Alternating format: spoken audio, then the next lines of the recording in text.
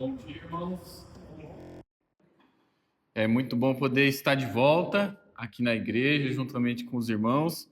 Foi muito bom ter esse tempo de viajando, né, descansando, visitando familiares, né, visitamos os meus pais, visitamos os pais da Fran, visitamos também vários parentes da Fran. Então foi um tempo muito abençoado, muito gostoso.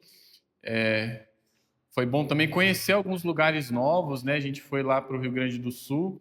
Foi muito bom conhecer o lugar em si, é um lugar bonito e tudo mais. Só que também foi um pouco desafiador conhecer a realidade espiritual daquele estado, né? Até conversei com o pastor Cris, vai vir um pastor de lá daqui um tempo aqui que tem feito um trabalho missionário e é realmente desafiador. O Rio Grande do Sul, a gente pensa às vezes no em missões, coisas assim, nas cidades e estados mais do norte, né, que talvez são um pouco mais pobres.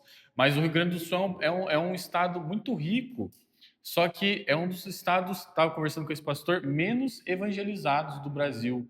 E lá é muito forte questões assim, religiões de espiritismo, umbanda, coisa assim que mexe com essa parte espiritual. Então foi muito desafiador também conhecer. Eu fui lá com o pastor Rafael e a Fran numa igreja e foi muito gostoso.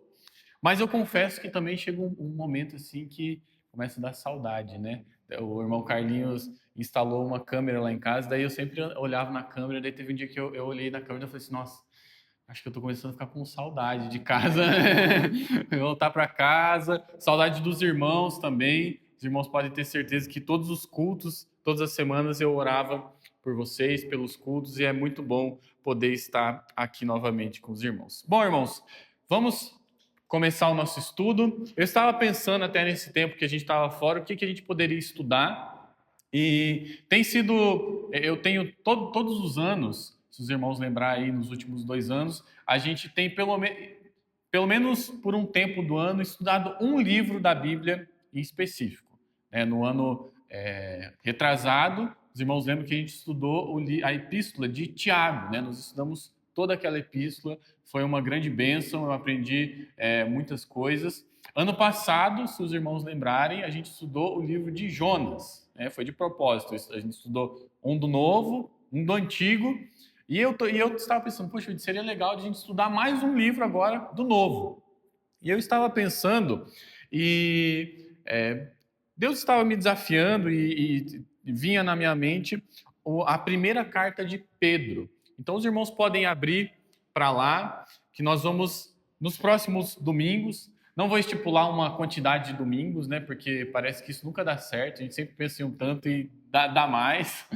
Mas nós não vamos ter muita pressa, porque é muito importante, irmãos, esses estudos que a gente estuda assim um livro, capítulo após capítulo, versículo após versículo. Isso nos leva assim a pensar realmente em cada ideia do texto, tudo que está ali. É muito comum, né? E é normal assim, a gente tem na nossa vida cristã, conforme a gente vai passando os tempos, a gente tem ideias assim, versículos aos quais a gente sempre recorre, né? Ideias teológicas, ideias práticas e tudo mais.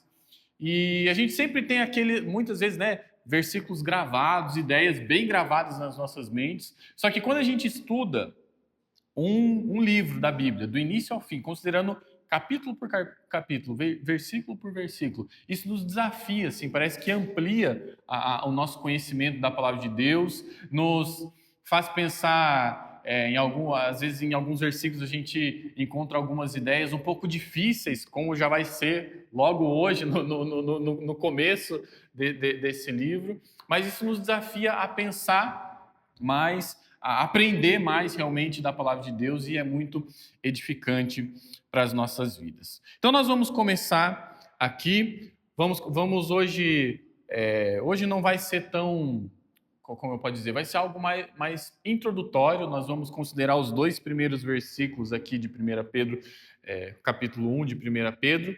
E assim, nós não vamos entrar tanto assim já no tema da carta, nós não vamos ver assim, o que Pedro está tratando diretamente, mas nós já vamos ter várias informações introduzindo esse livro, que vão ser muito importantes para os próximos estudos e também para nós considerarmos algumas coisas nessa manhã. Então vamos fazer a leitura? 1 Pedro, capítulo 1, versículo 1 e 2. Diz assim a palavra de Deus: Pedro, apóstolo de Jesus Cristo, aos eleitos que são forasteiros da diáspora, no ponto da Galácia, na Capadócia, na Ásia e na Bitínia, eleitos segundo a presciência de Deus Pai, em santificação do Espírito para a obediência e a aspersão do sangue de Jesus Cristo. Que a graça e a paz lhes sejam multiplicadas. Amém pela leitura da palavra de Deus. Vou pedir para o irmão Carlinhos, pode fazer uma oração pelo nosso estudo? Por favor, irmão. Senhor Deus, Pai, Senhor, somos gratos, Senhor, por poder, Senhor, ouvir a Tua palavra, Senhor, aprender a Sua palavra. Obrigado por esse dia, por estarmos unidos, Senhor. Orando, Senhor, para que esses estudos, Senhor, que nós queremos dessa carta de Pedro, nós possamos, Senhor, sairmos mais edificados e mais firmes, Senhor, na Tua promessa, na Tua palavra. Abençoe, Senhor, o pastor Cid nesse ensino, nesses dias. Senhor, dê sabedoria, Senhor, dê estratégias de ensino. Tudo isso te peço e agradeço em nome de Jesus. Amém. Obrigado, irmão Carlinhos. Então vamos considerar aqui algumas questões bem introdutórias realmente dessa carta. Primeiramente, quem escreveu essa epístola? Bem claro, né? O próprio nome da epístola já diz Pedro. Aí na primeira palavra aqui da epístola ele também já se apresenta, né? Pedro, apóstolo de Jesus Cristo. É interessante que Pedro ele se apresenta diretamente por esse nome que Jesus lhe deu. Talvez você já viu alguns outros personagens da Bíblia que eles se apresentam e eles são um pouco mais, eles se demoram um pouco mais, né? Diz tal pessoa, filho de tal pessoa, de tal lugar, né? Faz uma certa apresentação um pouco maior. Pedro ele se apresenta só como Pedro, apóstolo de Jesus Cristo. E ele usa esse nome que lembra que Jesus deu, Pedro ou Cefas. Tanto Cefas como Pedro significa pedra ou rocha. Lembra que antes de Pedro conhecer a Jesus, ele tinha outro nome. E depois que ele começou a seguir a Jesus, Jesus deu esse nome para ele, de Pedro ou Cefas, e os dois significam pedra ou rocha. Esse nome é muito importante porque mostra um pouco da função de liderança que Pedro teve no início ali da igreja, né? Nós sabemos que, pelo menos no ministério de Jesus, Pedro às vezes ele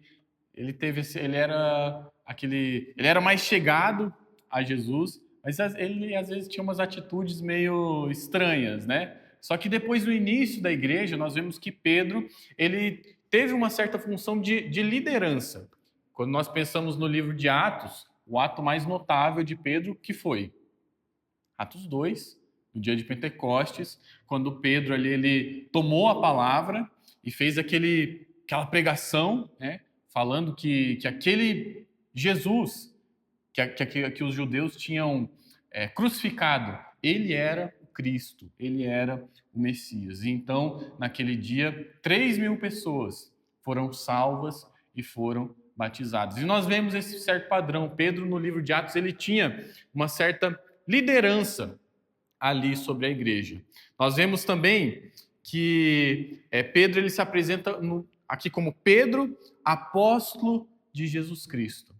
Se vocês lembrarem das cartas de Paulo, Paulo ele tinha que fazer um certo esforço para defender o fato de que ele era um apóstolo, né? Pelo fato de ele não ter vivido com Jesus, ele sempre tinha que defender o seu apostolado, né? Que ele viu Jesus ressuscitado, que ele foi enviado por Jesus. Mas Pedro ele não precisa fazer essa defesa. Ele só se apresenta como apóstolo de Jesus Cristo. Era muito bem conhecido, as pessoas sabiam muito bem que Pedro ele era um apóstolo. Mas algo que é interessante de pensar é que mesmo que Pedro, entre os 12 ali, ele fez parte de um grupo um pouco mais fechado, né? Às vezes Jesus ele chamava Pedro, também João, só eles ali, um grupo um pouco mais restrito entre os 12.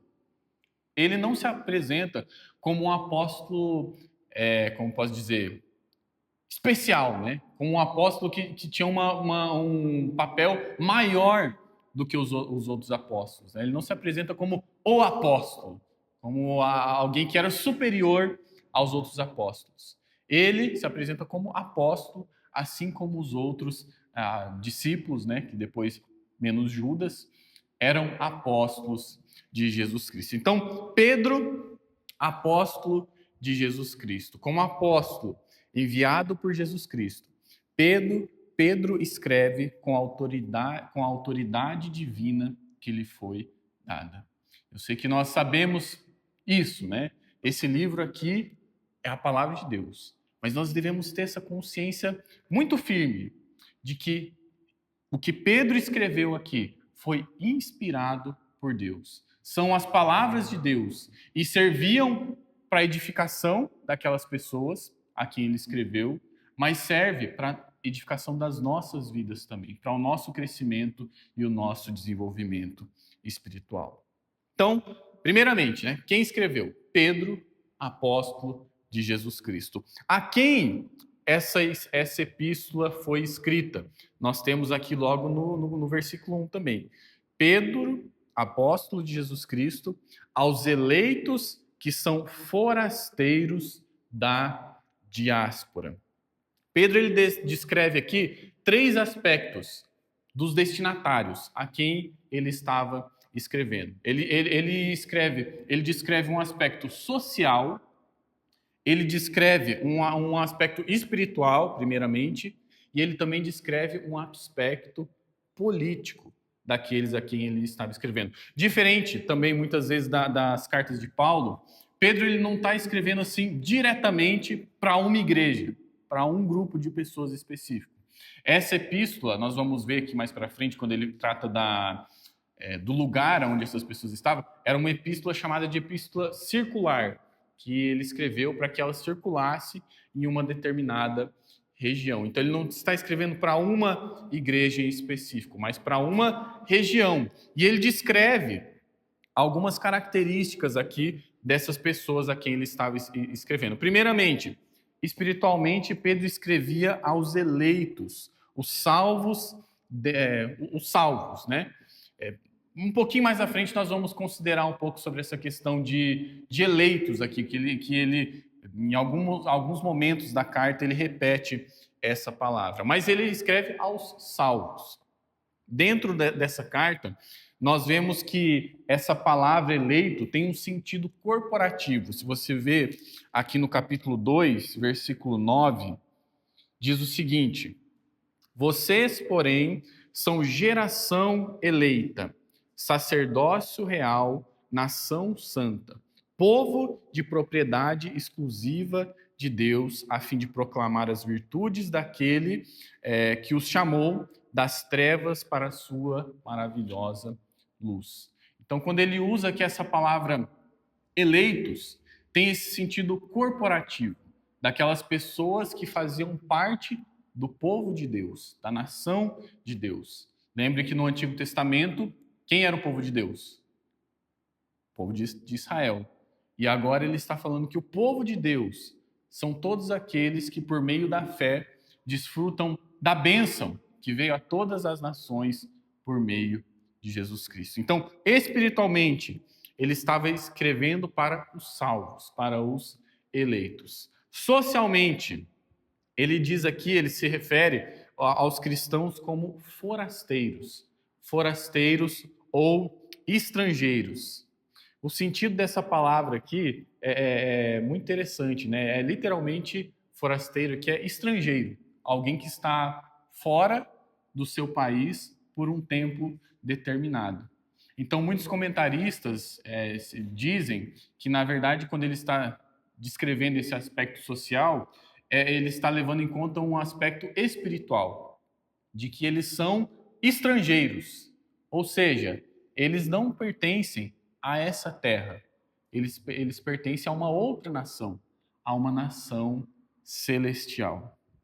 É interessante, irmãos, porque essa verdade também se refere a nós.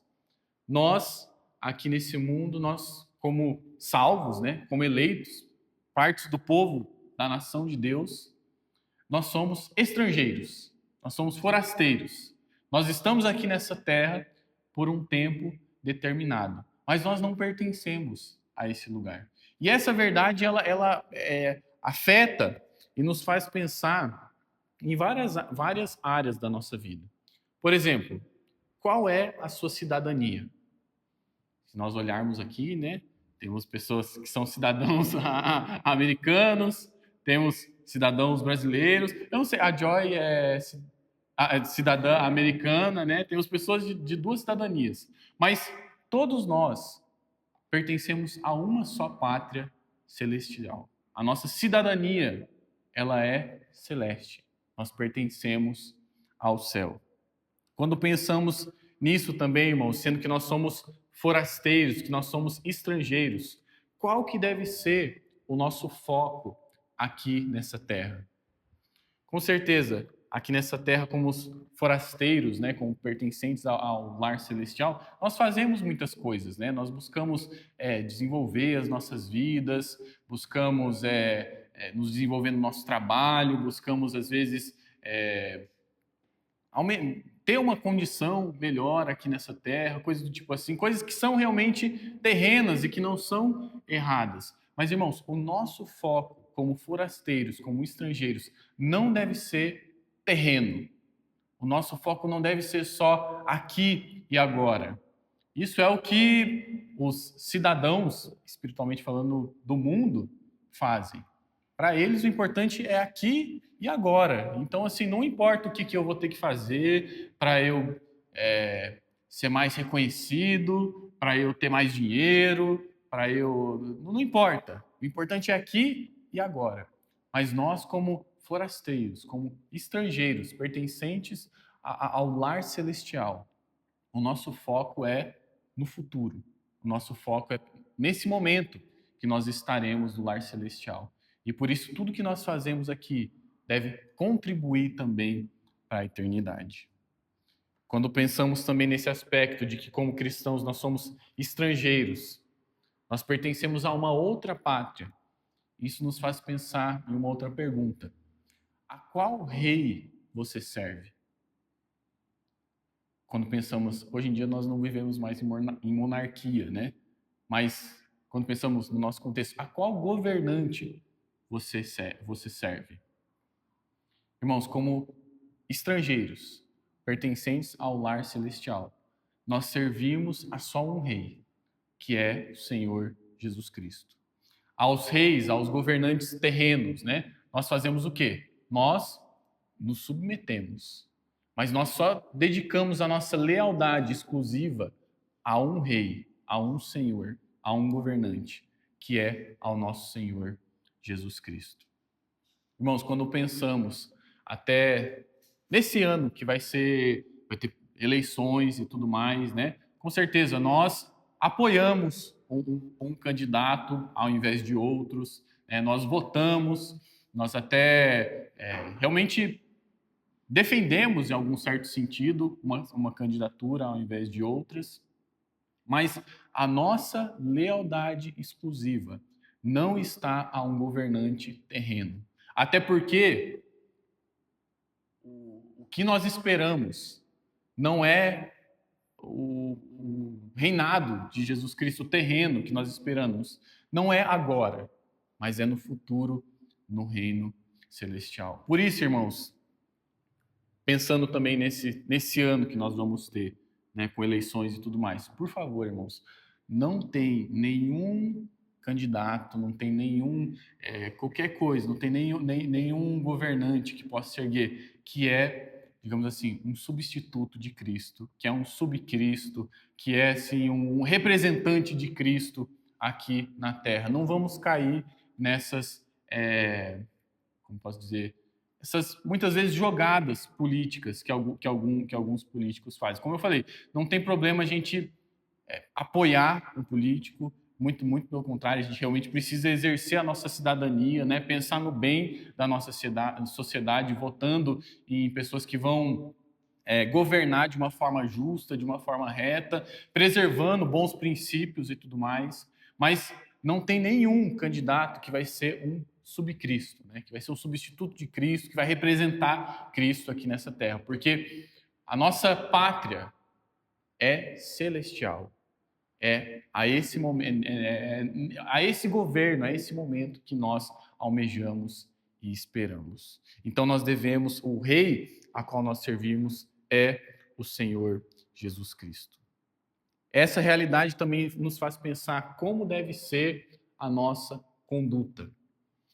Eu não sei, eu nunca fui estrangeiro em algum lugar, né? Talvez, não sei se os irmãos já foram, mas com certeza a gente já viu um estrangeiro, né?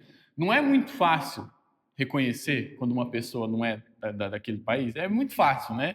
Tipo assim, parece que tá no meio de uma multidão, assim, dá para ver que não é. Por quê? Porque é diferente, né?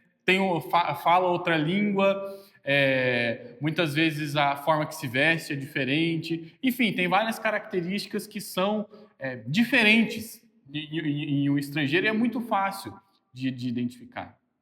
Irmãos, pensando que nós somos estrangeiros, que nós não pertencemos a esse mundo, essa deve ser uma característica que nos marca também. No dia a dia, as pessoas devem ver algo diferente nas nossas vidas, que mostra que a nossa pátria, o lugar a qual nós pertencemos não é aqui, mas é no céu. Essa verdade, ela é muito importante aqui no contexto dessa carta, porque os cristãos, aqui a quem Pedro estava escrevendo, eles sofriam perseguição. E eles sofriam perseguição justamente por isso, porque eles viviam de uma forma diferente. Eles faziam coisas diferentes e as pessoas ao redor deles, que serviam ao rei de Roma, né, não entendiam aquilo. E por isso, muitas vezes, os patrões, eles exploravam os seus servos cristãos. Muitas vezes, as pessoas na sociedade, elas desprezavam os cristãos por causa da forma que eles viviam. Mas o fato de sermos estrangeiros por um breve tempo, por um tempo determinado aqui nessa terra, é uma verdade que Pedro ele vai usar para encorajar os cristãos. Que mesmo eles passando por perseguições por causa da forma que eles vivem, eles podem se alegrar que logo está chegando o fim dessa vida e nós então estaremos na nossa pátria celestial com o Senhor. Então, ele descreve aqui esse aspecto espiritual, esse aspecto social, que é mais espiritual também, né? Porque está falando ao lugar ao que os cristãos pertencem. E ele também fala desse aspecto político, falando em termos terrenos mesmo, né? Ele faz aqui essa referência, ele diz: Pedro, apóstolo de Jesus Cristo, aos eleitos que são forasteiros da diáspora. Essa palavra aqui, diáspora, se referindo ao fato de que aqueles cristãos, muitos daqueles cristãos eram judeus que estavam sendo dispersos por outras partes, por essas outras regiões que nós vamos ver aqui logo após. E também não só judeus, mas outros cristãos que estavam aderindo à fé cristã, eles estavam sendo dispersos, estavam indo para outros lugares. Que lugares são esses? Nós vemos aqui no próximo versículo a que região que esses cristãos se encontravam. Quando diz ali, são forasteiros da diáspora no ponto Galácia, na Capadócia, na Ásia e na Bitínia. Eu vou pedir para o irmão Mateus colocar uma imagem para nós entendermos um pouco melhor a que região que Pedro aqui ele está se referindo. Quando ele diz isso.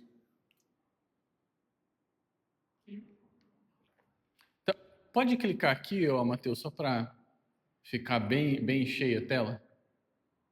É isso aí, tá. Não é uma imagem muito boa, porque eu tirei essa imagem da minha Bíblia, né? Aquela Bíblia de estudo NAA, o irmão Sérgio também tem. E logo a gente vai ter também aqui na biblioteca da igreja. E eu digitalizei e coloquei ali. Então, só para nós entendermos aqui região que Pedro está se referindo aqui. Ele se refere à Ásia, a Bitínia, Galácia, Capadócia e Ponto. É a essa região ali a que Pedro ele está se referindo. O interessante de pensar é porque nós não temos o relato de nenhum dos apóstolos, de ninguém ali né, dos apóstolos e tal, indo para essa região. Nós temos na Ásia, que é a parte mais ao sul, que o apóstolo Paulo, ele né, Éfeso, Colossos, Troade, que o apóstolo Paulo passou. Mas essa região a que Pedro ele se refere é mais a região norte, aqui para cima. Então nós não temos assim o relato de nenhum apóstolo que ele foi nesse que passou necessariamente por essa região aqui.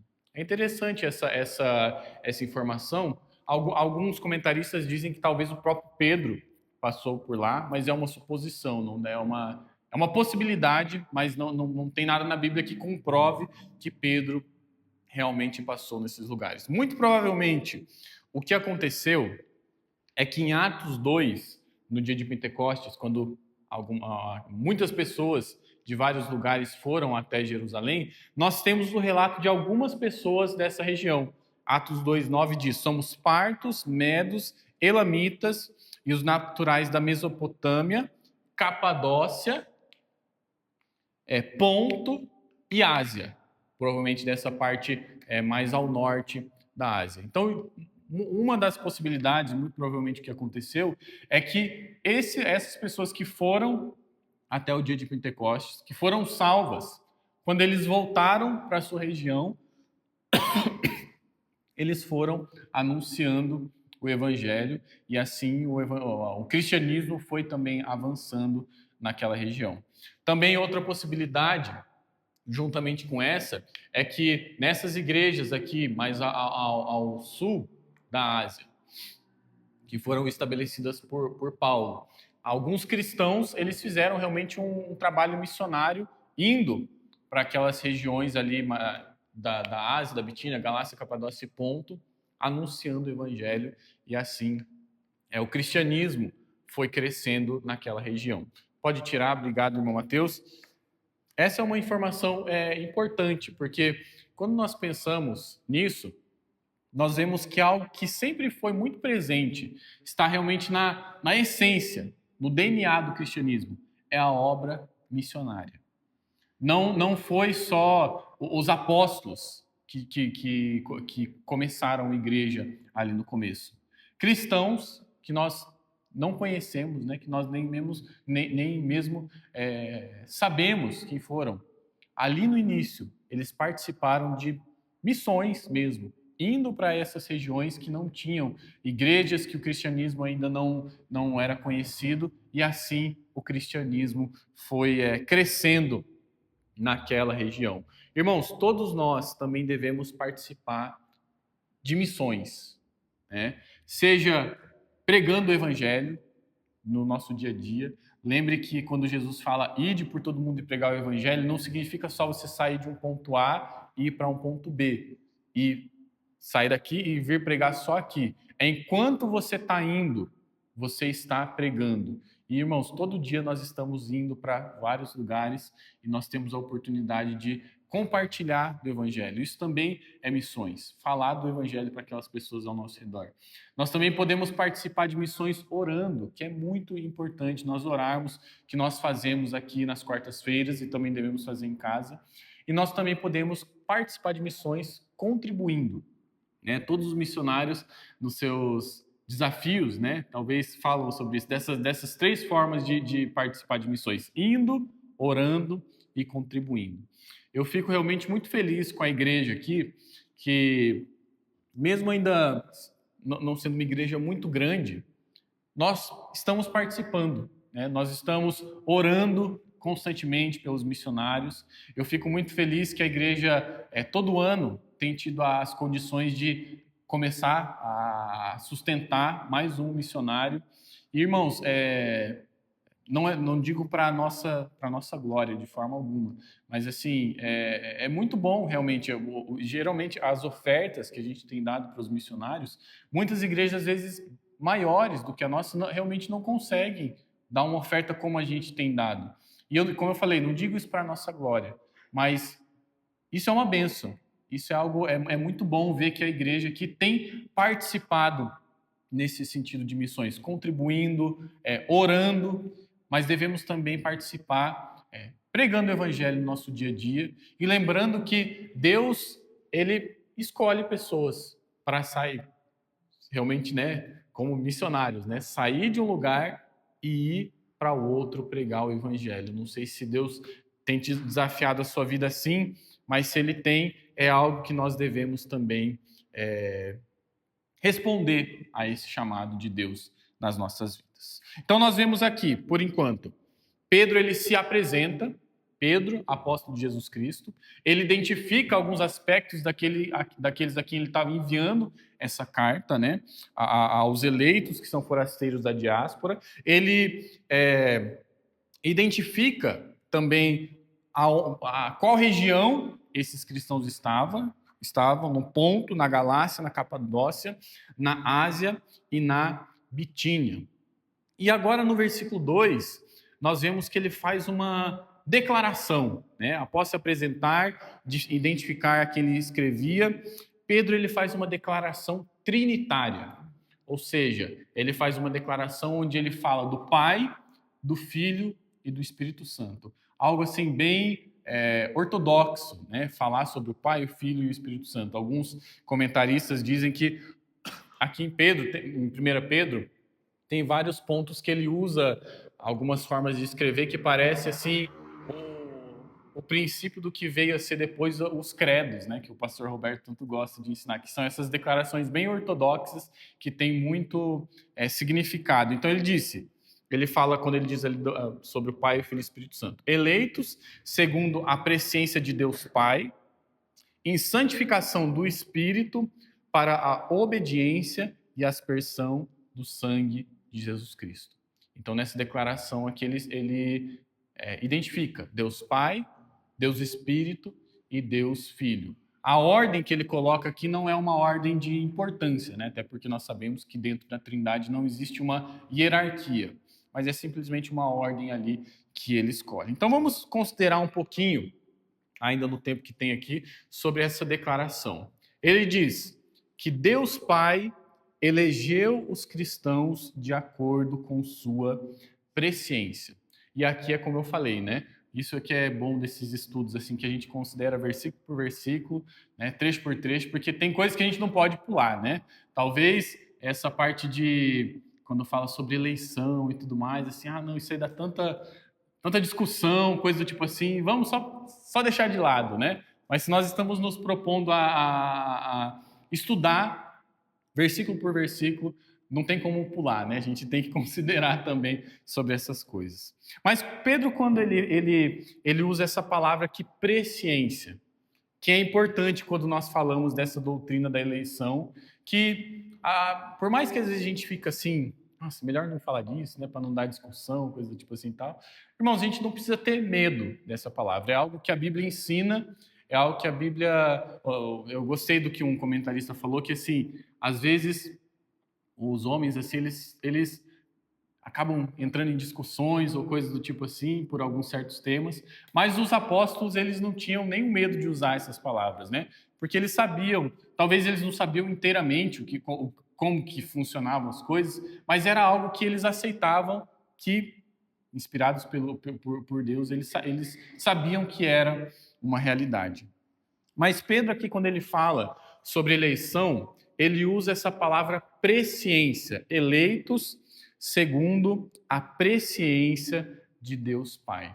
Presciência, ela enfatiza o aspecto de Deus saber todas as coisas com antecedência, de Deus saber tudo o que vai acontecer com antecedência, inclusive aqueles que vão aceitar Cristo ou não. Essa palavra presciência, ela está muito ligada ao atributo da onisciência de Deus. Lembra que nós fazemos a distinção de aspectos dos atributos de Deus para entender um pouco melhor, né, por como que Deus age. E a presciência está muito ligada à onisciência de Deus, o fato de que Deus sabe todas as coisas. Quando nós falamos também sobre essa doutrina da eleição, Paulo, ele em suas cartas, ele fala sobre, quando ele fala sobre eleição, ele enfatiza o aspecto da predestinação, que é o ato de Deus decretar todas as coisas. Todas as coisas, todas as coisas, né? Isso está muito ligado ao atributo de Deus, que é da sua vontade. Ou seja, tudo é como é, porque Deus, em sua vontade, em sua soberania, quis que fosse assim. Muitos teólogos eles vão dizer que presciência e predestinação são a mesma coisa. Eles dizem que são a mesma coisa, e geralmente os teólogos que fazem isso, eles dizem que presciência quer dizer também predeterminação, né, que está ligado ao fato de Deus determinar todas as coisas. Mas, irmãos, eu acredito que são duas coisas diferentes, como eu falei. Presciência está mais ligado ao fato de que Deus ele sabe todas as coisas de antemão, inclusive aqueles que vão crer em Cristo ou não.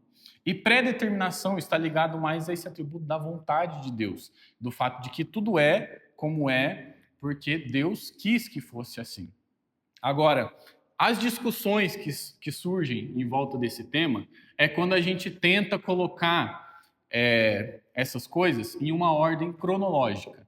Ou seja, se Deus ele predeterminou tudo, né? Se ele já decretou tudo que vai acontecer, então não tem espaço para uma escolha, né? Ou seja, a presciência tem que ser predeterminação também, tem que ser sinônimos, né? Porque senão ele já não determinou todas as coisas.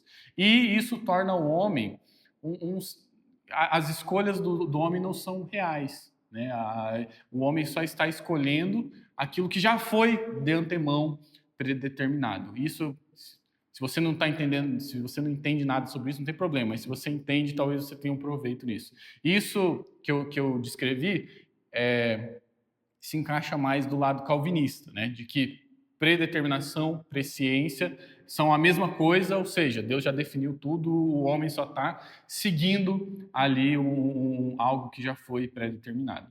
Agora, por outro lado, nós temos o lado mais arminiano, né? Que quer dizer, que quer colocar uma certa ordem cronológica naquilo ali, ou seja, Deus ele predeterminou com base na sua presciência, ou seja, ele sabia tudo que ia acontecer de antemão e com base no que ele sabia, daí então ele determinou todas as coisas. Esse também é algo um pouco problemático, por quê? Torna Deus dependente do ser humano, ou seja, Deus ele depende da escolha de algo que está fora de si para então determinar alguma coisa. Torna Deus dependente e dependente do ser humano, né? Que nós sabemos que se tornou contaminado pelo pecado. Isso, o fato de Deus ser dependente do ser humano seria um grande problema, porque Deus então ele poderia ser mutável, né? Se ele depende de algo fora de si, então ele poderia mudar, por causa que se ele não é independente em si, não é? Então, nós temos um pouco de dificuldade dos dois lados, né? Então, mas quando nós entendemos, irmãos, que Deus ele é um ser simples, ou seja, Deus ele não é composto de partes, ele não é dividido em seus atributos. Nós fazemos essa distinção dos aspectos dos atributos de Deus para o nosso entendimento, mas Deus, na sua essência, na sua existência, ele é simples, ou seja, ele é onisciente, onipotente, ele é soberano, a sua vontade faz parte de uma coisa só. Sendo assim que Deus é um ser simples, sua predeterminação e seu pré-conhecimento acontece de uma forma simultânea, eternamente e de uma forma também atemporal. Ou seja, a gente não precisa colocar essas coisas, pré-determinação e presciência, em uma ordem cronológica. Porque Deus, ele é um ser simples. Essas coisas para Deus acontecem eternamente, porque ele é um ser eterno, de uma forma atemporal, ou seja, não, fora do tempo, fora da sequência de momentos que nós experimentamos, e de uma forma simultânea. Não acontece, para Deus não acontece uma coisa e depois outra. Acontece ao mesmo tempo, porque ele é simples, ele é eterno e ele é atemporal. Agora, quando nós consideramos isso, e esse argumento que é o que eu acredito, né, que talvez é um meio termo aí entre esses dois mundos de calvinismo e arminianismo, esse argumento ele é muito bom porque essa posição mostra que as escolhas do ser humano são reais. Ou seja, o ser humano ele realmente vai para o inferno porque ele escolheu negar a Cristo. Porque ele realmente não se rendeu a Jesus Cristo, porque ele não quis isso. Essa posição ela preserva o fato de que as escolhas do homem são verdadeiras e que ele tem uma responsabilidade sobre elas. Todas as pessoas devem escolher aceitar Cristo ou negá-lo. Mas essa posição ela também preserva a soberania de Deus. O fato de que Deus ele não é dependente do ser humano. Ele é soberano e tudo acontece porque assim ele quis, né? Ou seja, Deus sabe de todas as pessoas que vão ser salvas porque ele predeterminou. E ele predeterminou porque ele sabe, né?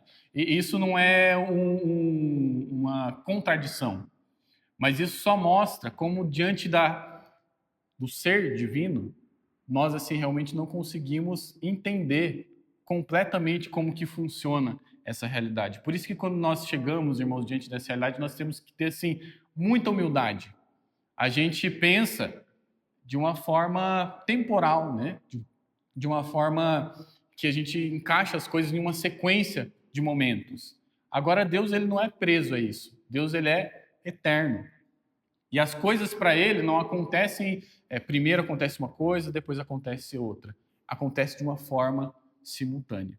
Então isso nos faz ser humildes e reconhecer que nós não entendemos tudo a respeito dessa realidade.